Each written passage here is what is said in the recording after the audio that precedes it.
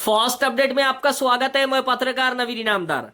आज भीड़ नगर परिषद में स्वर्गीय अजीत दादा की जयंती बड़े ही श्रद्धा, सम्मान और उत्साह के साथ मनाई गई। इस अवसर पर आमदार विजय सिंह पंडित, नगर अध्यक्ष प्रेमलता ताई पारवे, नगर परिषद के मुख्य अधिकारी, नगर परिषद के कर्मचारी, विविध राजनीतिक दलों के कार्यकर्ता और बड़ी संख्या में नागरिक उपस्थित रहे। कार्यक्रम की शुरुआत स्वर्गीय अजीत दादा के प्रतिमा छाया चित्र पर पुष्पहार अर्पित करके दी गई। उपस्थित सभी लोगों ने 2 मिनट का मौन रखकर उन्हें श्रद्धांजलि अर्पित की। पूरे कार्यक्रम के दौरान वातावरण भावुक और श्रद्धामय बना रहा। इसके बाद आयोजित सभा में वक्ताओं ने स्वर्गीय अजीत दादा के जीवन, संघर्ष और जनसेवा के कार्य को याद किया। उन्होंने कहा कि अजीत दादा ने हमेशा समाज के अंतिम व्यक्ति तक विकास पहुंचाने का प्रयास किया। उन्होंने समाज और कार्यकर्ताओं को पहचान दी, युवाओं को आगे बढ़ने का अवसर दिया और जनता के सुख दुख में हमेशा साथ खड़े रहे। सभा को संबोधित करते हुए आमदार विजय सिंह पंडित ने कहा कि स्वर्गीय अजीत दादा का सपना केवल विकास का नहीं था, बल्कि ऐसा समाज बनाने का था जहां हर व्यक्ति को सम्मान मिले। उन्होंने कहा कि आज हम सभी इस मंच से संकल्प लेते हैं कि दादा के सपनों को अधूरा नहीं रहने देंगे। विकास, जनसेवा और आम नागरिकों के हित के लिए जिस सोच के साथ उन्होंने काम किया, उसी रास्ते पर आगे बढ़ेंगे। भीड़ के विकास के लिए जो भी जरूरी होगा वो किया जाएगा।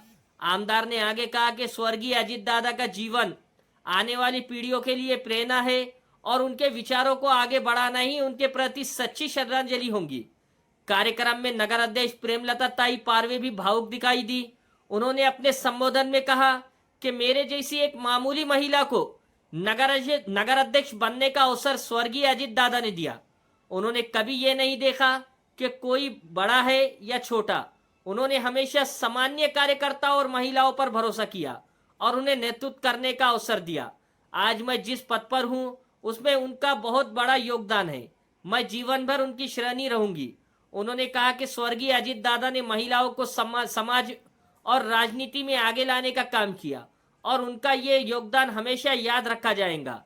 कार्यक्रम के दौरान अन्य मान्यवरों ने भी अपने विचार व्यक्त किए। सभी ने स्वर्गीय अजीत दादा के कार्य को याद करते हुए कहा कि उन्होंने विकास और जनसेवा को जो परंपरा शुरू की थी उसे आगे बढ़ाना ही उनके प्रति सच्ची श्रद्धांजलि होगी।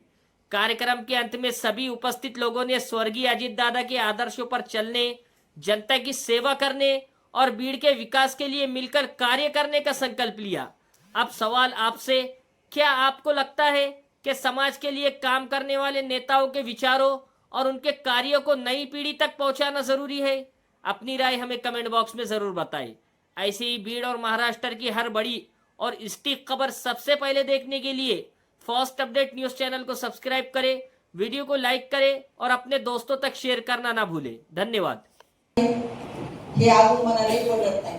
दादांनी सर्वसाधारण हिमकणेला नगराध्यक्षाच्या खुर्चीवर बसवलं, असं कधी मला वाटलं नव्हतं। मी एक साधारण बाई होते, रिटायर झालेली मी साधारण होते। दादांनी आज मला इथं बसवलंय।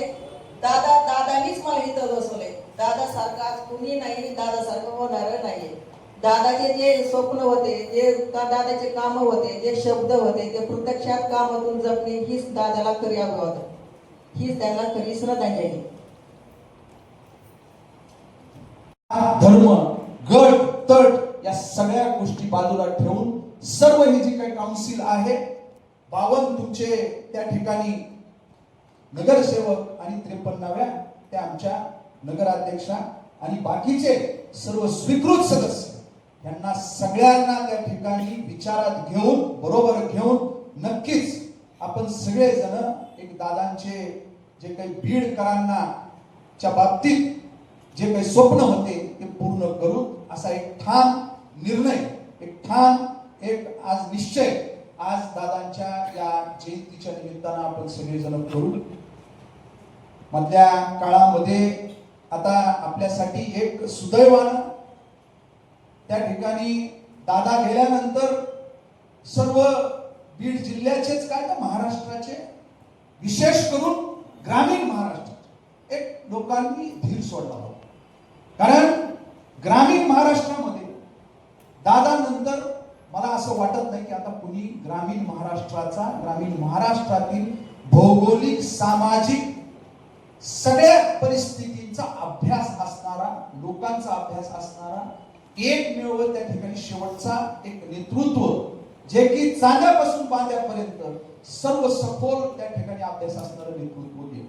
अशा वेळेस लोकांनी कुठंतरी हातपाय लोकांचे गळाले. आता काय होणार, ग्रामीण महाराष्ट्राचं त्या ठिकाणी काय होणार? परंतु निश्चितपणानं आज बीड जिल्ह्याची जबाबदारी तर त्या ठिकाणी शेवटी दादांची सावली म्हणून आपण ज्यांना आपण पाहतो, ओळखतो, त्या सुनेत्रा वहिनी माऊलींनी ही जबाबदारी, पालकत्व बीड जिल्ह्याचं त्या ठिकाणी घेतलंय. आणि मागच्या कालखंडामध्ये ती जबाबदारी घेतल्यानंतर दादांनी या बीड शहराच्या बाबतीत, जिल्ह्याच्या बाबतीत आणि विशेष करून या बीड नगरपालिकेच्या माध्यमातून शहराच्या बाबतीत जे जे काही ठरवलं होतं, जे जे काही स्वप्न पाहिले होते, जे जे विश्वास शब्द या बीड शहरवासियांना दिले होते, या सगळ्या गोष्टी मी त्या आपल्या राज्याच्या उपमुख्यमंत्री आणि बीड जिल्ह्याच्या पालकमंत्री सुनेत्रा वहिनी साहेबांच्या ठिकाणी कानावर टाकलं.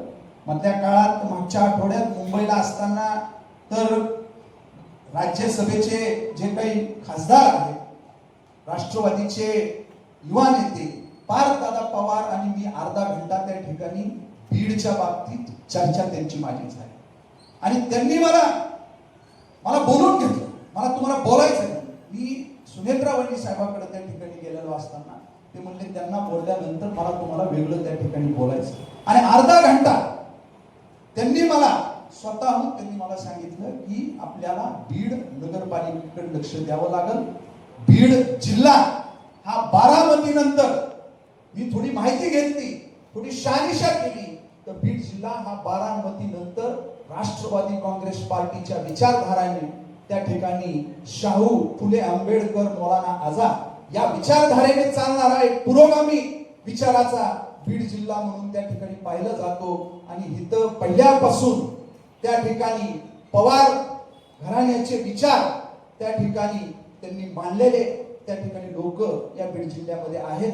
त्याच्यामुळं बारामतीच्या बरोबरीनं या बीड जिल्ह्याकडे लक्ष देण्याची भूमिका राष्ट्रवादी काँग्रेस पार्टीची त्या ठिकाणी असेल, आमची त्या ठिकाणी असेल.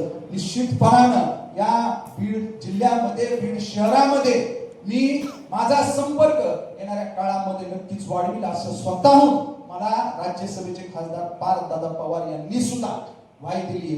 नक्कीच दादांच्या जाण्यानं जी काही पोकळी निर्माण झाली आहे ती आता कदापि भरून येणं शक्य नाही. परंतु त्या सुनेत्रा वहिनी साहेबांच्या माध्यमातून त्या ठिकाणी या राज्यसभेचे खासदार, राष्ट्रवादीचे युवा नेते पार्थदादा पवार यांच्या माध्यमातून ती आपण कुठंतरी एक पोकळी भरून आणण्याचा प्रयत्न त्या ठिकाणी निश्चितपणानं करू. आणि नक्कीच येणाऱ्या काळामध्ये एक चांगल्या पद्धतीची जी काही बीडला दशा आणि दिशा जी काही बीडची आहे ती नेण्याचं काम या पालकमंत्र्याच्या नेतृत्वाखाली आपण करू. एवढंच या निमित्तानं आपल्या सर्वांना ग्वाही देतो. आणि शेवटी पुनश्च आपणा सर्वांच्या वतीनं मी स्वर्गीय अजितदादा पवार साहेबांना त्यांच्या जयंतीच्या निमित्तानं विनम्र असं अभिवादन करतो आणि इथंच थांबतो.